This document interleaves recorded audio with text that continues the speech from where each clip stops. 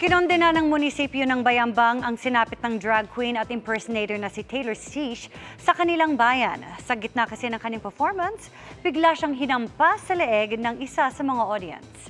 Yan ang chika ni Nelson Canlas. Traumatic.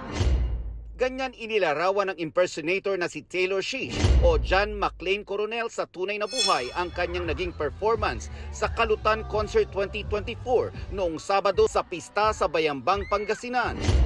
Sa kuha ng isa sa mga nanood, makikita ang pagbaba sa stage ni Taylor Swift.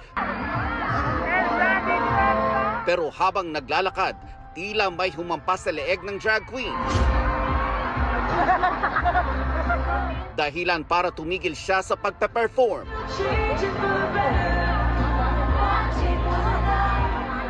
Sa isang Facebook Live, ipinakita ni Bayambang Mayor Nina Jose Quiambao ang kanyang pagkadismaya, pagdidiin ng alkalde. Here in Bayambang, we are a very inclusive, very progressive town, and that we love the LGBT community and we serve all races, all genders, everyone here in Bayambang.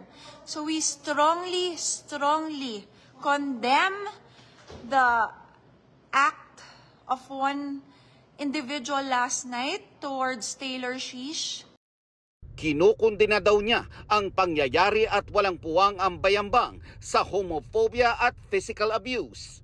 And in behalf of the LGU Bayambang, and in behalf of the whole Balon Bayambang, I want to truly apologize and say sorry to Taylor Swift and to all those who have been offended, especially the LGBTQ community.